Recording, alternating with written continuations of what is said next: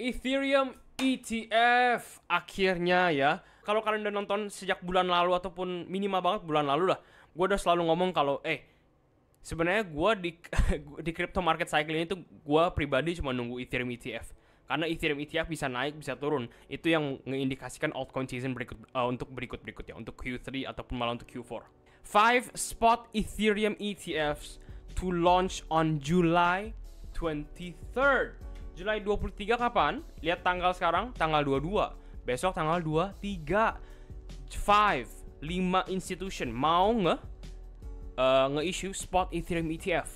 Oke, kata C-Boy says 5 spot Ethereum ETF including Fidelity, VanEck, and VanEck are set to launch on July 23rd according to Ceboe Exchange.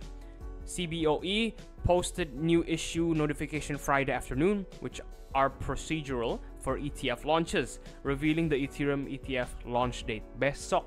5 spot Ethereum ETFs to launch on July 23rd. Ceboe confirms ada VanEck, Invesco, Fidelity, 21 Shares, sama Franklin Templeton. Menarik ya, besok nih, bener-bener besok. Ngacak nih, jadi nggak semuanya 10 besar itu langsung on board with Ethereum ETF. Orang-orang masih, apalagi BlackRock sama Grayscale ya, masih on the fence lah, masih nunggu di sebelah, kayak kalau main bola itu masih nunggu di bangku, masih nunggu nih gimana kalau Ethereum ETF tuh bakal sukses apa enggak sebelum mereka masuk ya. Dan menurut gue ya, kalau tanpa ada BlackRock, tanpa ada Grayscale masuk, inflow-nya mungkin nggak sebanyak yang kalian pikir ya.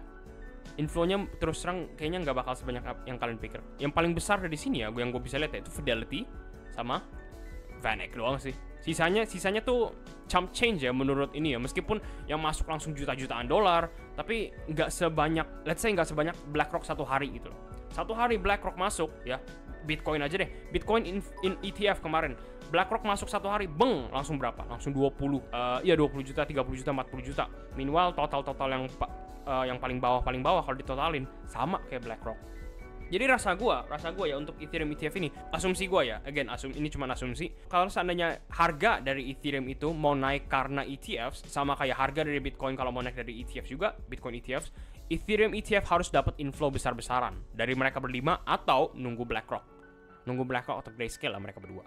Rasa gua ya, opini gua. Tapi ini bullish ya, ini bullish artinya besok banget nih, besok tanggal 23 adalah the start of the altcoin season.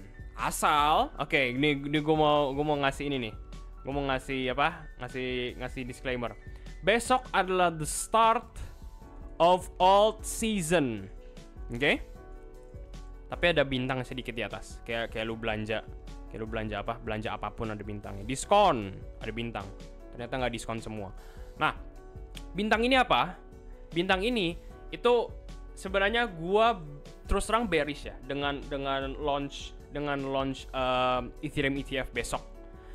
Gue punya feeling kalau Ethereum ETF ini bakal sell the news, apalagi pas banget saat Bitcoin ini lagi rally-nya kenceng, ya kan? Bitcoin lagi rally kenceng banget loh. Kalian nggak bisa deny ya. Ada juga yang kemarin argue di Discord kalau kok ini turunnya kenceng, of course naiknya juga kenceng. Tapi gue bilang, mungkin nggak mereka lihat harga ini tuh sebagai harga selling yang lumayan profitable. Apalagi mereka saat, gue udah kasih lihat ya live sebelumnya ya, yaitu mereka saat on the way down mereka buying, on the way up mereka selling, on the way down mereka buying, habis itu on the way up mereka, seinget gue nggak ngapa-ngapain deh, nunggu sampai something ada news besar. Dan pas banget besok bakal ada news Ethereum ETF yang barusan gue kasih lihat ini. Mungkin nggak? Lebih mungkin mana nih? Lebih mungkin kita langsung rip ke atas, Bitcoin langsung ke 70.000, 73.000. Ethereum, mana Ethereum kita? Gue delete aja semua ya. Ethereum langsung ke, let's say langsung ke $4.000 lah. Balik lagi ke all time high cycle. Ini balik lagi ke all time high. Atau lebih mungkin kalau besok eventnya sell the news, apalagi lihat ya, Ethereum udah naik banget nih. Naik banget loh. Beneran naik banget. Ini naik sebanyak, Kalau paling atas ya 25%, 26%. Buat smart money, buat big money yang masukin 1M, udah dapat 1M 250 juta. Udah bisa ngebiayain 7 turunan, ya kan? Mungkin nggak? Lebih mungkin mana, guys? Tapi menurut gue ya, ini bakal jadi sell the news, sama seperti saat Bitcoin ETF muncul. Oke, jadi gue mau take you guys back in time sedikit. Jadi ini adalah market bottom. Jadi ini kan cycle kemarin. Kalau kalian lihat ininya, ini tahun 2021 naik, terus turun, naik lagi, terus make all time high, terus baru bear market. Habis itu ini Terra Luna collapse, FTX apa Terra Luna antara di sini lah. Habis itu di sini bikin bottom, yaitu di harga 15.000 per Bitcoin. Nah, terus lu tanya ke gua, kok kalau gitu Bitcoin ETF kapan? Apakah Bitcoin ETF di sini langsung naik? No. Apakah Bitcoin ETF di sini langsung turun? Atau di sini langsung naik? No. Bitcoin ETF itu baru keluar di sini saat udah ngepump lumayan naik nih. Yaitu Bitcoin ETF munculnya di sini. Di sini. Oke, Januari 10 sampai Januari 16 lah sekitar situ. Nah, lihat ya. Ada dump sedikit, orang-orang malah lihat sebagai, kalau kita zoom out ya, kalau in hindsight kalau kita zoom out, ini sebuah dip. Ya, ini sebuah dip, kayak ini sebuah dip, kayak ini sebuah dip, ini sebuah dip, ini bear market. Oke. Dip, ini juga dip besar. Malah dumpnya tuh gua ambil wick paling besar sampai bawah, dumpnya itu sebanyak 20%. Ya, sebelum kita langsung ripping ke all time high di level 73 ribuan, 73 ribu making a new all time high sebelum halving. Ya, itu Bitcoin ETF. Gua punya firasat, menurut gua, asumsi gua ya, mungkin Ethereum bakal turun sedikit. Let's say Ethereum kan lagi naik nih, ya kan? Bakal turun sedikit. Malah kalau bisa turunnya dalam ya. Biar apa? Biar shake out semuanya. Orang-orang yang tadinya percaya, oh Ethereum ETF nih muncul, kita bakal to the moon. Di flip sentimennya, dibikin bearish, dibikin dalam dulu sebelum orang load up terakhir buat naik lagi ke atas. Not gonna lie ya, buat kalau kalian yang baru pertama kali nonton, gua itu very bullish long term. Tapi kalau short term mengindikasikan kalau gua bearish, ya gua ngasih tahu, gua bullish sampai tahun depan. Tapi kalau seandainya bulan ini kita bearish ada turun, ya gua ngasih tahu kita bulan ini kita ada bearish ada turun. Dan asumsi gua, which is mungkin salah juga ya. Setelah tanggal 23 ataupun kapan lah terserah trading ya, 23rd ya bener ya, Ethereum bakal dump ya, mungkin ya sekitar let's say 9% lah. Jadi Ethereum bakal dump sekitar 9%, kisaran di sini gua kasih level ya. Dilihat-lihat ini juga dalam juga ya. tapi I stand by it lah. 9%, 10% itu nothing sih sebenarnya. Jadi gua mau lihat Ethereum dump dulu, nge-shake out semua orang yang bullish, baru kita pumpin besar-besaran. Sama kayak kasusnya sama kayak Bitcoin. Semua ini orang-orang tuh naik orang-orang tuh bentar, gue mundurin lagi. Dari sini ada rumor kalau BlackRock itu mau bikin Bitcoin ETF pertama kali, institution mau bikin ETF pertama kali, langsung ngepump kan. Saat ETF-nya keluar, beng, oke, sekarang ETF bisa trading guys, langsung dump 25%. Ada tadi berapa? 21%, baru kita ripping ke atas. Malah gue mau lihat lebih kayak gini, gara-gara selalu ada pepatah ya, yaitu buy the rumor, sell the news. Dan pas banget untuk Bitcoin kayak gitu juga. Ada rumor nih BlackRock mau bikin Bitcoin ETF, saat keluar pada orang-orang pada jual. Next news. Indonesia sedikit ya. ETF spot Ethereum akan memicu penurunan. Oke, ini bukan gue yang ngomong sekarang. ETF spot Ethereum akan memicu penurunan, bukan rally. Benjamin Cohen, pendiri Into the Cryptoverse, berpendapat bahwa ETF spot Ethereum yang akan datang tidak akan memicu rally. Sebaliknya, hal tersebut cenderung menyebabkan penurunan. Kenapa? Karena masalah pasokan Ethereum.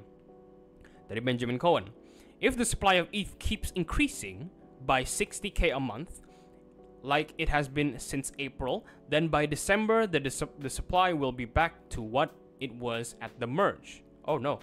Could be a narrative that people focus on later this year when they should actually focus on monetary policy. Okay. Next lagi, ada second ininya, ada apa? Halaman kedua. Sejak April, pasokan ini kalau kalian nggak tahu supply ya. Supply Ethereum atau ya supply lah, maximum supply. Supply Ethereum telah meningkat sekitar 60.000 ETH setiap bulannya. Jika hal ini terus berlanjut, pada bulan Desember, supply akan kembali seperti saat penggabungan pada bulan September 2022. Selama 30 hari terakhir, pasokan Ethereum telah meningkat hampir 60.000 ETH.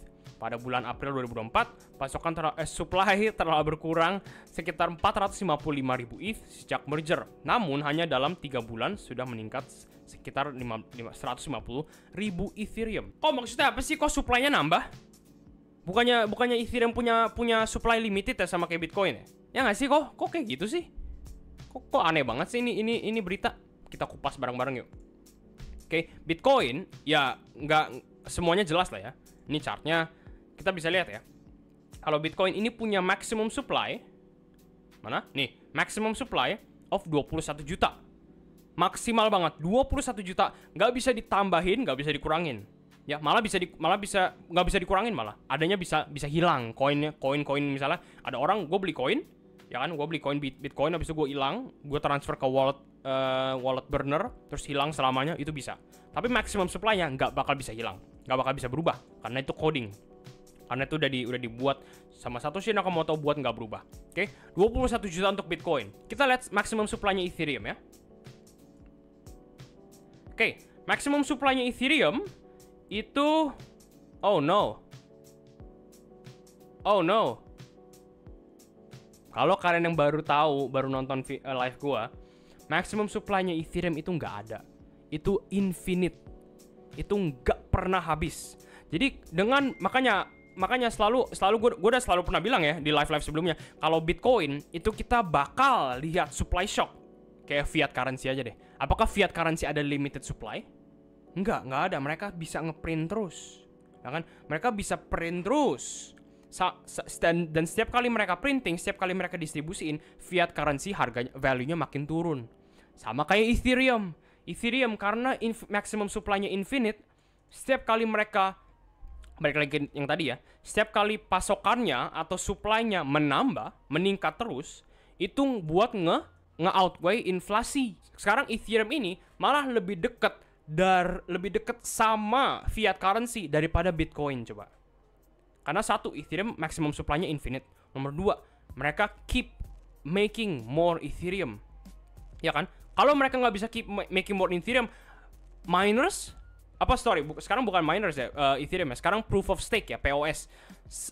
Yang nge-stake Ethereum dapat reward-nya dari mana? Dan reward itu kan nanti kan didistribusiin. Basically, yang miners ini, stakers ini, itu menjadi money printingnya Ethereum. Ya. Jadi makin lama Ethereum betul harganya makin naik. Tapi apakah setelah 10 tahun kemudian apakah ada intrinsic value? Sama dengan apakah fiat currency itu ada intrinsic value? Ya, ini again, gue nggak nge-bashing, gue nggak bilang Ethereum itu jelek. Oh, Ethereum jelek lemau, lol, nggak usah invest, lol. No, besok aja Ethereum ETF mau keluar, ya kan? Tapi gue cuma bilang ke kalian semua nih, kalau Ethereum karena maximum supply-nya itu infinite, itu lebih dekat ke fiat currency daripada ke Bitcoin coba. Kalian harus tahu ya. Jadi kalau lu invest Ethereum, hati-hati di Ethereum ini karena supply-nya infinite, ada inflasi. Beberapa koin yang kalian invest, mungkin kalian nggak tahu ya, ada inflasi juga. Ya, cek aja koin-koin mana aja yang ada inflasi. Biasanya yang ada inflasi itu supply-nya infinite. Dan kalau Bitcoin karena supply-nya limited, dia Bitcoin ini deflasi.